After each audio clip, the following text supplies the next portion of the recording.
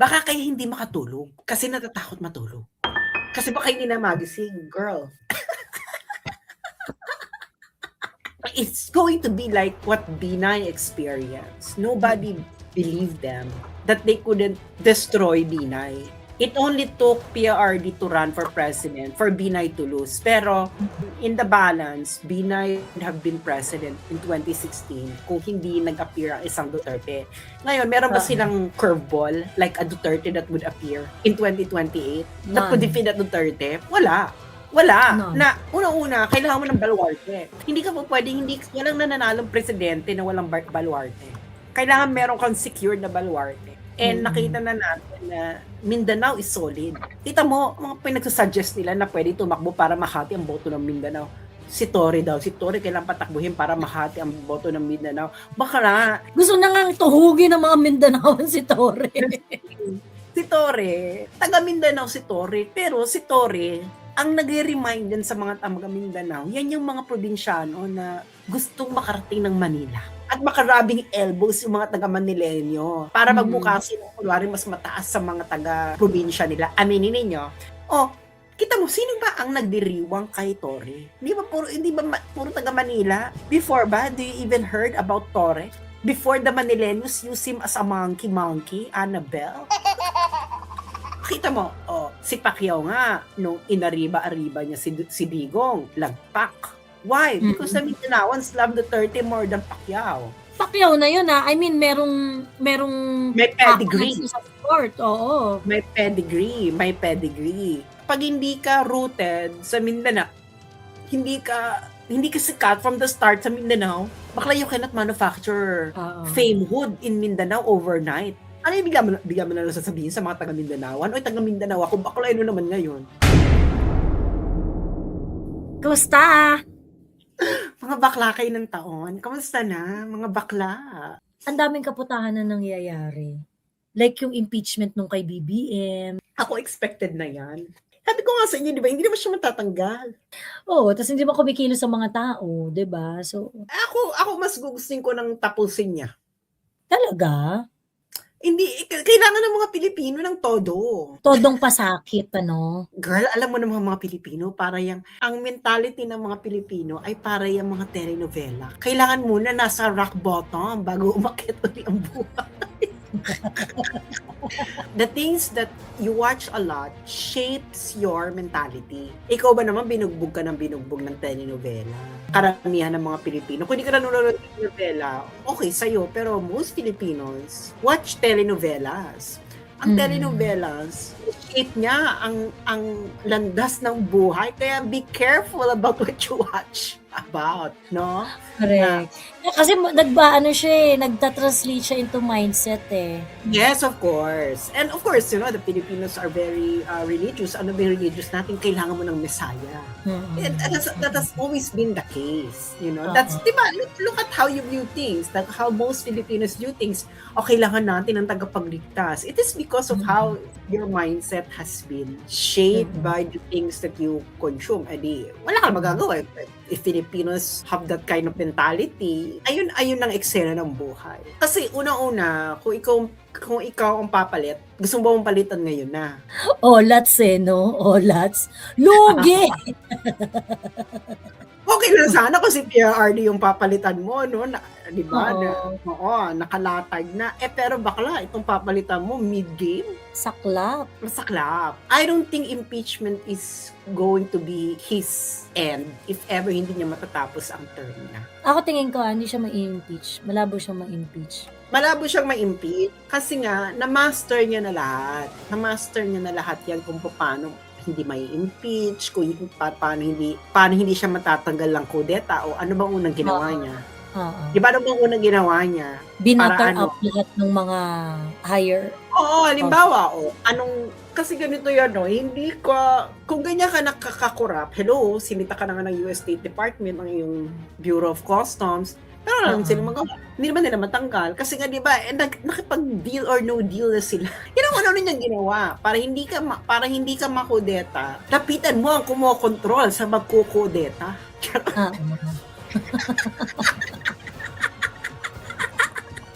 Lapitan mo ang nag-iisa lamang na pwedeng Makapigil. makapigil sa magkukudeta. O, ay, di ba, free for all na sila. Free for all. Di ba? Oo.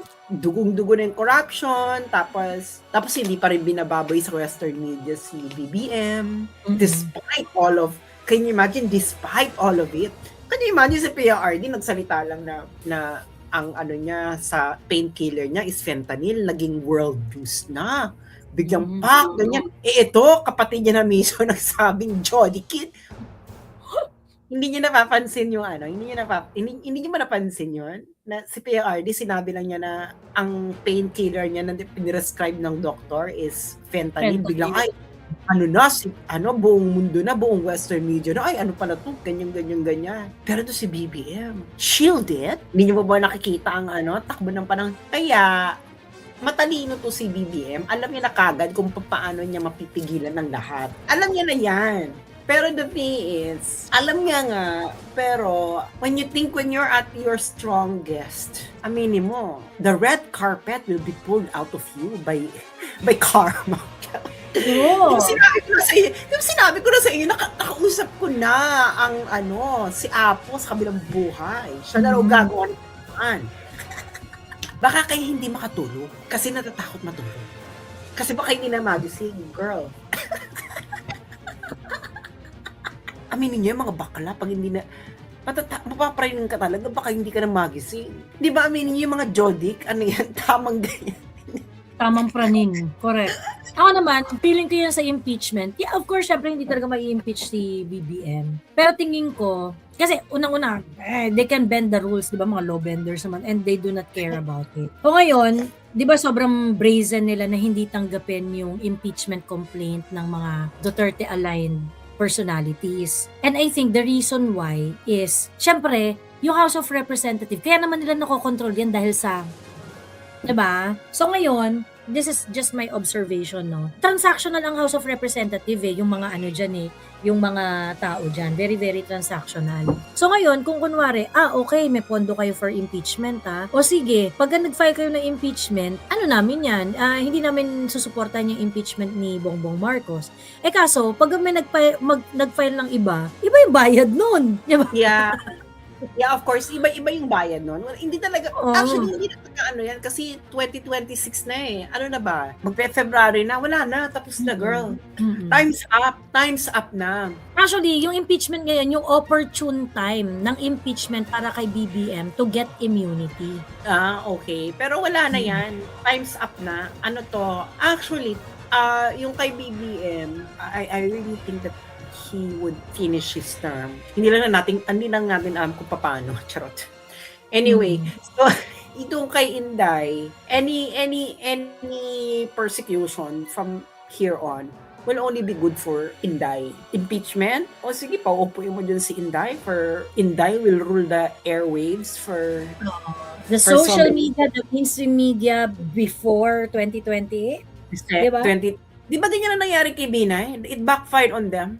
Si Binay ang laman ng media before the 2016 election. Kundi tumakbo si PRRD. Si Binay ang presidente. Ako malamang si Binay iboboto ko nun kasi fraternity brother ko yun Hindi ba? Hindi niyo papansin? Araw-araw binabakbakan si Binay. Mas malala pa ngayon kay Binay kasi talagang meron talaga yung money trace. Meron talagang property trace. O ito yung property ni Binay, billion, ito yung kanyang dami. Bakla hanggang ngayon, wala silang maganyan. Ang parating na lang nila bukang bibig ay meron siyang mga kailangan natin buksan ng bank account. Bakla yung bank account ka ni Binay. Baka yung mga properties ka ni Binay na buksan nyo. True. Tapos hanggang ngayon gusto nyo na ang kailangan mabuksan kasi doon natin at hindi pa sigurado para malaman natin kung may pumasok na confidential funds. Mga bakla, sa baklang person na akbayan, di ba yun yung kaya linya? Kailangan mabuksan ang bank account ni Inday para malaman natin kung may pumasok na Ina nyo, wala pala kayong alam. Wala pala kayong ebidensya. Dami-dami yung issue sa buhay. Bakla, kahit may dumali siyang pera, paano may establish na galing ng confidential fund? Diba? Nakakadiri. Girl, ibig sabihin wala sila. They have nothing against Inday. I'm confident that they have something against Inday. No? Parang, Mm. hello, anak ni Duterte yan. At hindi lang basta anak ni Duterte yan, mas grabe yan kay PRD pagdating sa mga pagiging masinop sa pagiging hindi kurap. Correct. Correct. So, alam mo yun, kaya nga walang naniniwala sa kanila eh. Nobody could believe them. And I think it's going to be like what Binay experienced. Nobody believed them that they couldn't destroy Binay. It only took PRD to run for president for Binay to lose. Pero in the balance, Binay would have been president in 2016 kung hindi nag-appear ang isang Duterte. Ngayon, meron ba silang curveball like a Duterte that would appear in 2028 that could defeat that Duterte? Wala. None. Na una-una, kailangan mo ng baluarte. Hindi ka po pwedeng, walang nananalong presidente na walang baluarte. Kailangan meron kang secured na baluarte na talagang would be behind you, come thick or thin. And nakita na natin na Mindanao is solid. Kita mo, mga pinagsusuggest nila na pwede tumakbo para mahati ang boto ng Mindanao. Si Torre daw. Si Torre kailangan patakbuhin para mahati ang boto ng Mindanao. Baka na, si Torre... Gusto na nga tuhugin ng mga Mindanaoan si Torre. Si Torre, taga Mindanao si Torre, correct. Pero si Torre, ang nag-remind din sa mga taga Mindanao, yan yung mga probinsyano na gustong makarating ng Manila. At makarabing elbows yung mga taga Manileño para magmukha sila kunwari mas mataas sa mga taga probinsya nila. Aminin ninyo, yung mga taga probinsya, doesn't Torre remind you of that kind of probinsyano? Oh, kita mo, di ba nasa Manila na siya, enjoy na. Kita mo, sino ba ang nagdiriwang kay Torre? Hindi ba puro taga Manila? Before ba, do you even heard about Torre? Before the Manileños use him as a monkey, Annabelle? No one! So, hindi mo pwede sabihin na yung mga taga Mindanao magiging love nila si Torre. Bakla hindi, love din si Torre. Kung love ng mga taga Mindanao si Torre, noon pa, maugong na yung pangalan sa Mindanao. Pero pag ang pangalan mo ay hindi maugong sa Mindanao from the get-go, bakla sinhuyo. Kita mo, si Pacquiao nga, nung inariba-ariba niya si Digong, lagpak. Why? Because the Mindanaoans love Duterte more than Pacquiao. Pacquiao na yun I mean, merong may pedigree. Sa sport, oo. May pedigree. Hindi ba? Ayun ang eksena ng buhay. Pag hindi ka rooted sa Mindanao, hindi ka sikat from the start sa Mindanao, bakla you cannot manufacture famehood in Mindanao overnight. Ano yung bigyan mo na lang sasabihin sa mga taga Mindanao? Taga Mindanao ako, bakla naman ngayon.